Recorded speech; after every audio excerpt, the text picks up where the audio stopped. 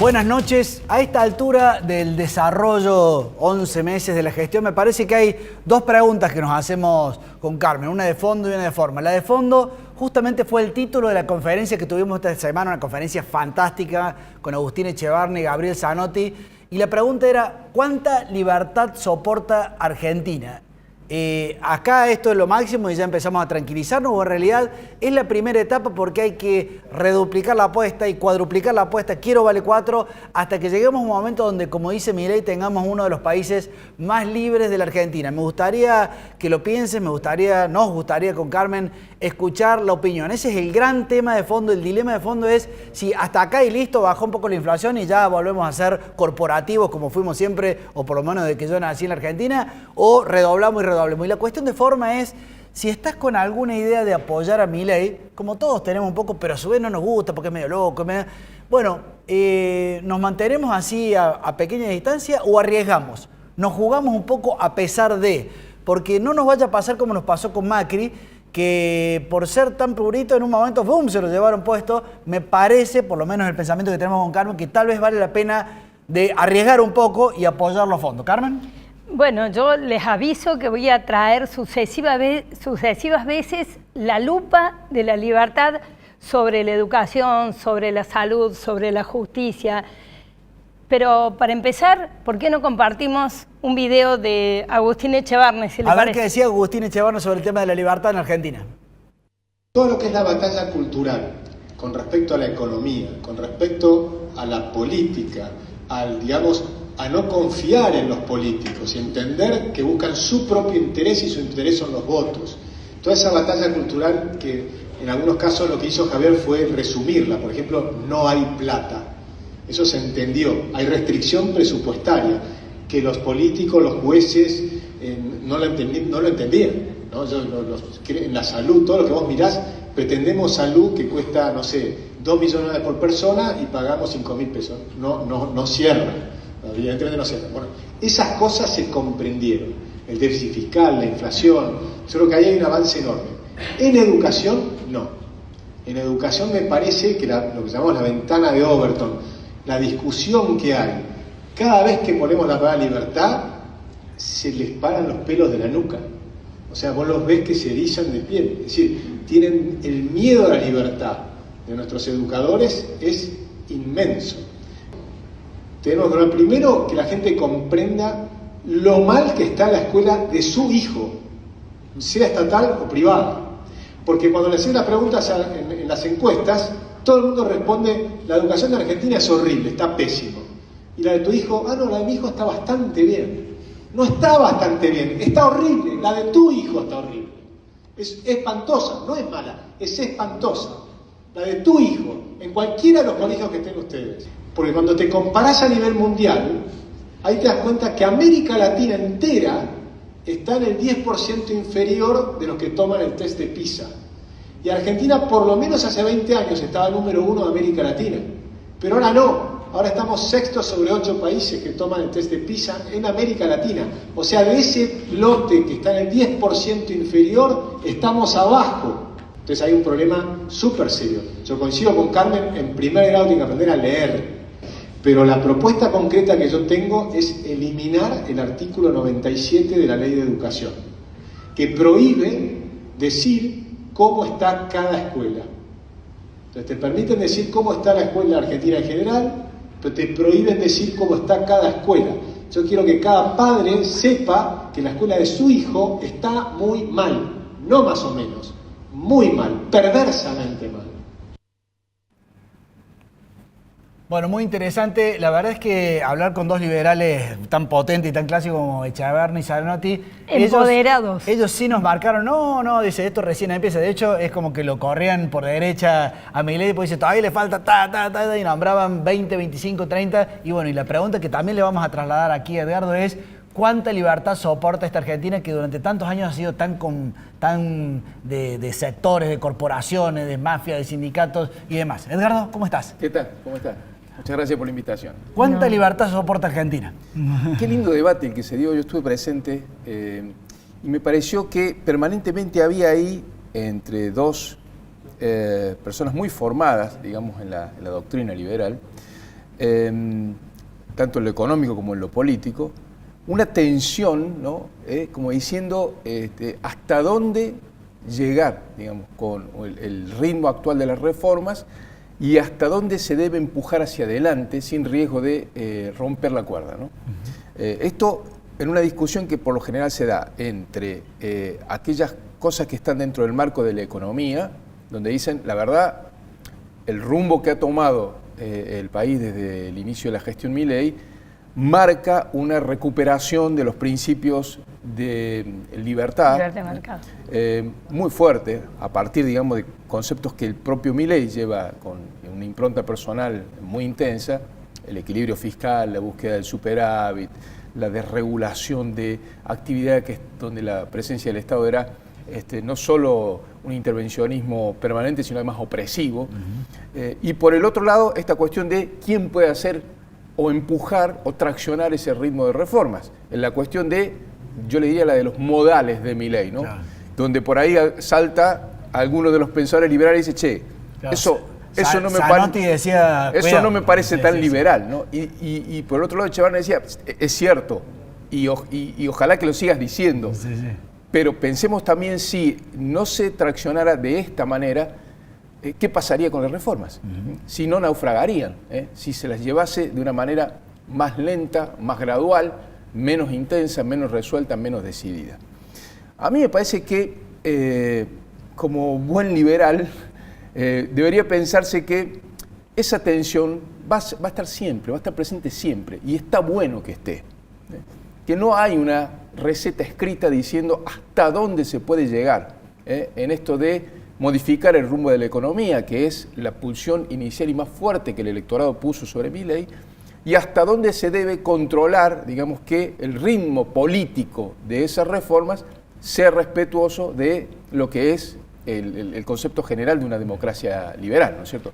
Y ahí, Edgardo, respecto a nosotros, creo que compartimos todos esas reformas principales que está haciendo Milei, pero también tenemos algunos temores, sobre todo en algunas grietas sociales que pensamos que pueden quedar algunos fuera. Pienso o en jubilados o en niños. ¿Cómo te imaginas en qué se debería anclar Milei, en qué instituciones, en qué estructuras para tener éxito? Porque pienso si los partidos políticos podemos llegar a hacer eso o no es suficiente. La Constitución. Yo creo que el marco siempre es la Constitución, que es liberal. Es una Constitución de pensamiento liberal, de instituciones liberales. La democracia que concibe nuestra Constitución es una democracia liberal, en el mejor sentido de la palabra, digamos. El poder está dividido, está compartimentado. Hay check and balances, digamos, o sea, pesos y contrapesos, digamos, entre los poderes. Hay un rol que está claramente explicitado en la Constitución y sobre todo en el pensamiento de Alberdi, que es el que dio origen, digamos, a ese texto, o uno de los pensadores que dio origen a ese texto, que es el rol potentísimo que le asigna la sociedad civil, claro, ¿no? Hay un dato que dice ahí Echevarne, yo quiero que cada escuela sepa cómo se... Bueno, eso es un principio de actividad de la sociedad civil.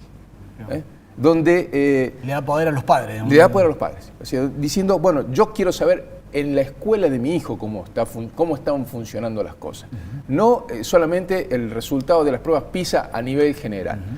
Esa activación de la sociedad civil es la que está en el corazón de la Constitución Nacional. Bien, esto en términos teóricos suena muy bien. El tema es en el punto de vista práctico que hay que hacer. Cuando hay que votar, digamos, por ejemplo, el veto a la reforma provisional, o no, o los fondos a las universidades, o no, o los DNU, digamos, en fin. Una cosa es la teoría y otra cosa es la práctica. Pero me parece que a la pregunta, ¿cuál es el marco? ¿Cuál es el cuidado? La Constitución. Todo lo que salga de la Constitución está mal. Edgardo, te llevo a los temores de todos los televidentes, que seguramente son afines a estas ideas, como dice Carmen. El gran temor latente es, demasiada gente acechando, demasiados grupos, demasiados sindicatos y el kirchnerismo y demás. todos por ahora en boxes, digamos, pero ¿en qué momento le saltan a la yugular y le muerden los talones? ¿Cómo ves vos que hace tantos años que seguís la política? ¿Esa gente está golpeada, está dolida o simplemente está a la espera, digamos? Y son corporaciones que han sido y son muy potentes económicamente, políticamente, con un desarrollo a lo largo de los años de consolidación en la política real, que no es para nada, no se puede subestimar en ningún sentido. Siempre va a ser una fuerza de resistencia muy potente, muy activa y muy perversa, digamos. La Argentina corporativa ha sido así y este ha sido el resultado. Pero creo que también es cierto que se ha producido, digamos, una transformación, fruto de la crisis económica, de la mirada social, que es una transformación todavía incipiente, pero muy fuerte, muy potente, que habría que hacer un poco de tracción hacia atrás para averiguar desde cuándo. Pero me parece, para poner un punto de inflexión, desde el momento de la cuarentena en adelante, digamos, la idea, esto es una reflexión que todavía la Argentina la tiene pendiente, cómo fue cuajando la fortaleza de la idea de libertad en el momento en el cual el Estado se sobregiró y se puso opresivo en el momento de la cuarentena, ¿no? Donde quiso, hubo un momento donde el kirchnerismo se sintió muy cómodo, encerrándonos. Claro, con el estado de excepción. Esto de controlar muy todo, sí, de controlar todo. Era un poco la idea de Estado que ellos siempre habían querido tener y no habían podido construir, y había habido un factor extraño, ajeno, azaroso, que fue la pandemia, que les permitió en algún momento disfrutar de esa sociedad de control absoluto, sin protesta, sin actividad, sin reacción social, sin actividad política, con la justicia prácticamente aquietada trabajando por Zoom, ¿no? Nos quedaríamos charlando mucho porque la verdad es que siempre sos un pensador, además de ser un periodista, Edgardo. Pero te hago la última pregunta. Te traslado una pregunta que inclusive en estos días pusimos en el Twitter, digamos, que es, te llevo a un terreno de Córdoba o de otras provincias para preguntarte ¿por qué, por ejemplo, los cordobeses, que en un 70% estamos de acuerdo, motosierra y bajen los impuestos y bajen los gastos, no se está trasladando a las provincias? ¿Por qué somos como muy duros sobre lo nacional y acá es como que, bueno, es como que estamos dejando pasar, digamos? No creo que lo estén dejando pasar. Mi percepción es que la sociedad cordobesa está observando con muchísima atención qué es lo que pasa en el proceso subnacional, digamos, es decir, más allá del país, en la provincia y en los municipios. No creo que sea, digamos, una actitud prescindente ni una dualidad. Lo que sí creo es que venimos de un momento político, de un solapamiento casi simétrico entre lo que eran las propuestas nacionales y provinciales, sobre todo durante la gestión de Schiaretti, donde ese solapamiento electoral era casi matemático, igual, ¿no? Sí. Y con turnos electorales similares, ¿no? Es decir, donde la provincial la ganaba un proyecto político y la nacional la ganaba el proyecto político antagónico, por lo menos en términos de coaliciones políticas. Sí. Yo creo que eso está en evolución y está en cambio también. Bien. Vos por sabés eso, que la gente está atenta. Digamos. Y yo también creo que la política, tanto la nacional, pero sobre todo la local, está mirando eso con muchísima atención porque sabe que hay este cambio, esta efervescencia, esta modificación de la conciencia social y todavía no se sabe cómo eso se va a manifestar electoralmente. Yo he comprado ruleros y Sebastián tiene el traje en la tintorería. No estamos listos. Los nuevos tiempos. Claro, no estamos listos, pero hemos adquirido algo. Yo sugiero por experiencia, al traje de los ruleros hay que comprarlo después de que las cosas ocurran. Bueno, gracias, Edgardo, por habernos visitado. Si les parece, vamos a ver un segundo video porque así como Echevarne era muy claro en la conferencia, les recomendamos, está la conferencia completa en el Instagram de Civilitas, digamos, pero también fíjense lo que decía Zanotti, el segundo pensador. A ver. Así que bueno, estas son las dos cosas que yo le pediría a Javier Milei. Que cambie las formas, porque para mí las formas no son meras formas. No es cuestión de decir, bueno, es una cuestión de formas, pero el contenido está bien. No, la forma también es contenido. El medio es el mensaje, como muy bien le podría decir Carlos Álvarez, doctor en comunicación social. Y luego yo iría más rápido en ciertas cuestiones económicas. Yo me pregunto si no prima en el gobierno una idea que no es liberal clásica, que es lo fundamental es el superávit fiscal. Y esa idea no es liberal clásica. La puede tener el dictador de Corea del Norte también. Mi temor es que Javier, por su manera de ser, en vez de liderar una democracia adulta, lidere una democracia adolescente donde el presidente es el presidente de una facción y la otra facción se queda esperando al acecho para volver. Porque su modo de hablar es de facción y él tiene que ser el presidente, tiene que dar un paso adelante, tiene que generar consensos con los sectores moderados de la oposición. ¿Está? Y eso es muy importante, o de lo contrario, la otra facción vuelve. Bueno, muy bien, muy interesante. Traslademos lo que está pasando, cuánta libertad soporta Argentina, cuánta libertad soporta Córdoba y qué hay que hacer. Y aquí en Córdoba recién terminamos con Edgardo preguntándonos qué estará pasando. Nos pareció muy importante invitar a Ceci Roffé, que es concejal allí en la ciudad de San Francisco. Si hay una mujer comprometida es Cecilia Roffé, así que te felicitamos. Está en todas las batallas, en todos los frentes, y cuando la convocamos en Córdoba, está aquí en Córdoba, a pesar de que también tiene familia y trabajo, así que felicitaciones por tu gestión, Cecilia. No, gracias, y gracias por invitarme. Bueno, ella desde San Francisco, un poco desde lo local, y donde salió el propio gobernador Yarlora y demás, un poco nos puede contar, porque ella viene alertando sobre distintas cosas que pasan. Le voy a hacer una primera pregunta que es muy coyuntural, pero ella ya venía hablando de la CENAF. Vieron que fue el tema de esta semana, cómo la CENAF no ha reaccionado y por qué y demás. Bueno, allí Cecilia en San Francisco ya nos decía qué estaba pasando allí, Ceci. Bueno, primero gracias por invitarme. Sí, mira, en realidad en San Francisco lo que está pasando es que se sobredimensionó el Estado. Hay muchísimas estructuras y puntualmente en el tema de la niñez teníamos a partir de este año también el Servicio de Protección de la Niñez, incluso funciona todo en la misma Oficina de Desarrollo Social Municipal, la Secretaría de Protección de la Niñez, el Defensor de la Niñez, que también tiene un representante allá. Pero lamentablemente hace un par de meses hemos visto en los medios locales que han sucedido hechos de abuso dentro de la residencia de varones, de la residencia infantil de varones. A lo que nosotros estamos planteando, lo que yo vengo planteando, es por qué todas esas estructuras que se fueron creando tanto a nivel local como a nivel provincial, pero puntualmente en mi ciudad, con esta, les hago un poquito de historia. Yarlora fue intendente en 2007, después dejó, y digo dejó porque realmente dejó a una amigo, porque él dejó el cargo y se fue, dejó a García Aresca, y después de García Aresca dejó a Bernarte, que es el actual intendente. Entonces tenemos toda esa cantidad de años en que cada uno fue poniendo su gente, y hoy la estructura municipal en San Francisco es tan grande que nos lleva a la situación en la que estamos ahora, que San Francisco está financieramente complicado, funcionalmente complicado, y hace más de un mes y medio que están de paro o asamblea permanente. Si hay lugar donde hace falta motosierra, digamos, en San Francisco. Realmente es una cuestión que no se ha podido mantener, primero porque más allá de lo que ha crecido el municipio, es por una cuestión del intendente de buscar promoción personal permanente, no solo a través de la publicidad, de la cantidad de millones que gastan los medios, sino también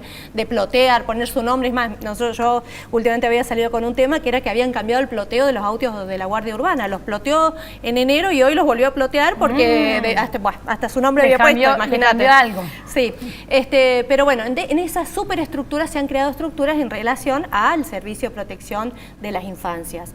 Pero las infancias no están protegidas. Claro. Vos imagínate que en esta residencia de varones conviven, y ya está advertido en el informe de la Defensoría del año pasado. Entonces, si vos tenés una advertencia de una Defensoría de los Niños, ¿qué te dice? Que en esa residencia no podían seguir los contratos precarizados, no podían seguir viviendo 15 chicos de distintas edades, desde 4 a 16 años en el mismo espacio. Incluso el mismo defensor, el mismo representante de la Defensoría en San Francisco advertía que había habitaciones que estaban totalmente, que ya había que clausurarlas, y en esas circunstancias pasan hechos de abuso, que bueno, no voy a hablar de los hechos de abuso porque se están investigando judicialmente, pero ¿cómo puede ser que te lo adviertan a fin de año en un informe anual y hoy hayan reaccionado cuando los hechos son públicos? Ahí te llevo a otro tema que es muy caro también aquí a Córdoba, la inseguridad. Nosotros varias veces hemos hablado de la inseguridad y el vínculo con narcotráfico, pero lo que nos alertó mucho aquí en Córdoba es que empezamos a escuchar cada 2 por 3 que en San Francisco está peor el narcotráfico y la inseguridad. Contanos un poco qué está pasando. Pero también allá. Eso porque tampoco hay una decisión política. Vos fíjate que estaba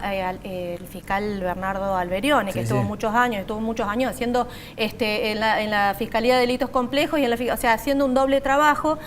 Fue amenazado de muerte hasta que, bueno, renunció. Y esa fiscalía, ¿cuándo se va sigue sin un nombramiento efectivo? Claro. Entonces, realmente, cuando no hay una persecución, cuando no hay una puesta en agenda de un tema... Y cuando tenés una frontera complicada con frontera. Claro. Nosotros estamos pidiendo intervención en esa triple frontera porque realmente tenemos frontera, Josefina y San Francisco, que necesitan que ser un foco y de atención especial. Pedíselo especialmente a Patricia Bullrich. Pedile, por supuesto. Exactamente. Yo cuando la tuvimos en San Francisco le pedí, le dije, es acá donde hay que hacer foco y donde hay que apuntar, porque realmente, más allá de todo esto, yo a veces digo que se gobierna para la foto.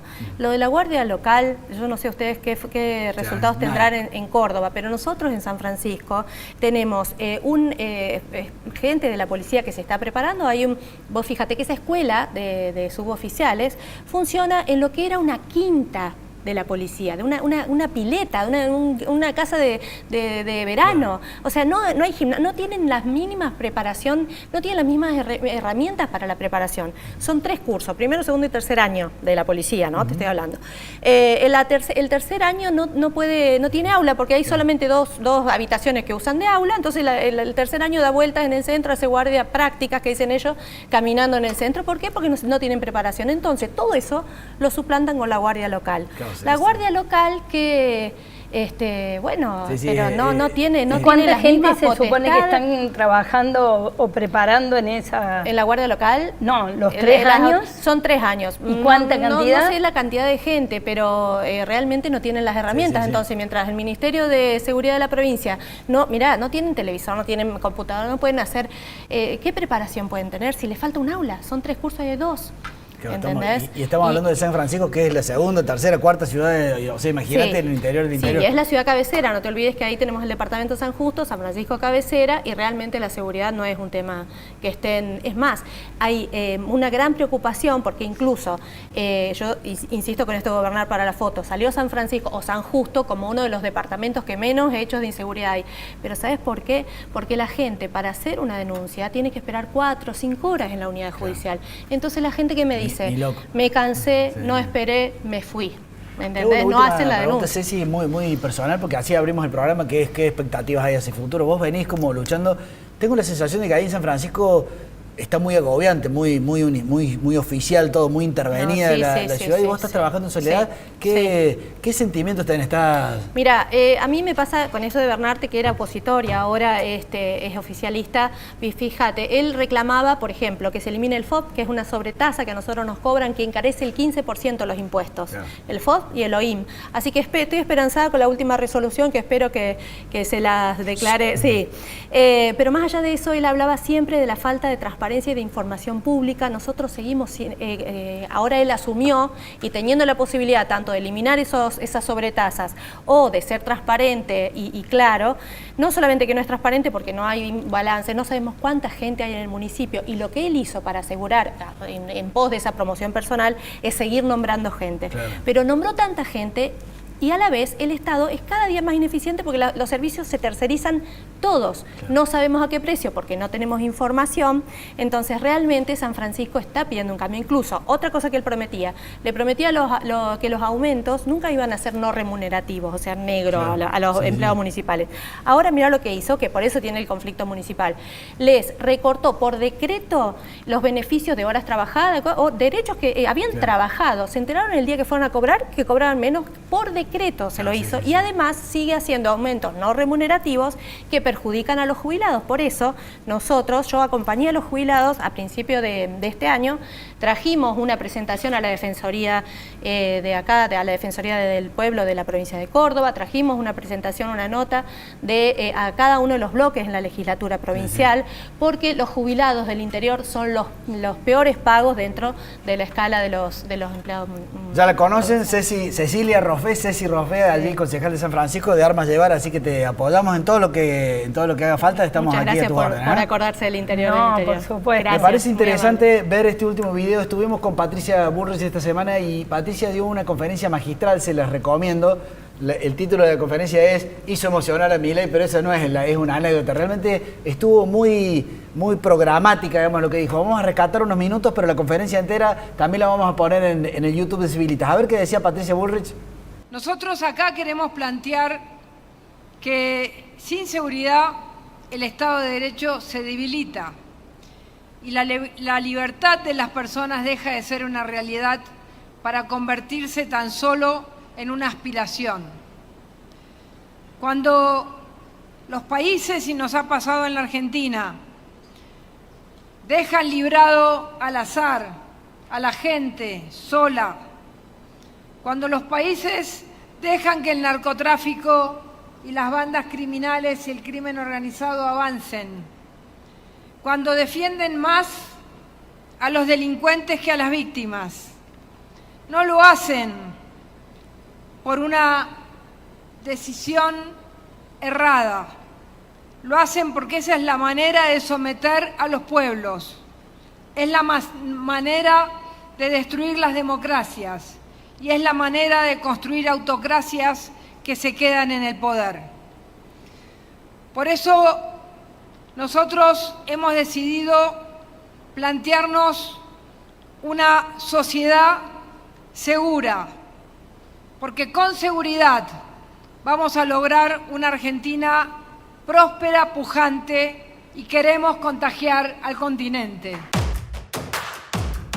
Bueno, ya nos vamos yendo, pero le queremos contar porque somos transparentes nosotros, el que avisa no traiciona, como dicen, ante la pregunta con que iniciamos el programa, que es, che, ¿vale la pena jugarse por el cambio que se está produciendo en Argentina? Bueno, nosotros igual que ustedes, porque bueno, Milei tal cosa, Milei tal otra, pero como las ideas que se están aplicando son ideas que nosotros venimos defendiendo hace tantos años, aquí con todo el equipo de Civilitas, hemos decidido jugarnos. Estuvimos esta semana con Patricia Bullrich justamente en Buenos Aires y Patricia nos dijo, che, desde el PRO, no hace falta ser del partido de Milei, pero desde el PRO, de donde estén ustedes, hay que jugarse, hay que tratar de que no le metan un palo en la rueda a Milei y Trastabile, sino que redoblar la apuesta, porque recién estamos como en el arranque, en el amanecer de una Argentina nueva, pero falta muchísimo, muchísimo, y si de pronto todos nos ponemos muy en prurito y nos ponemos como distantes, esto no va a ocurrir. No sé cómo lo ve Carmen. Las coordenadas nuestras son dentro del PRO, apoyando claramente a Milei,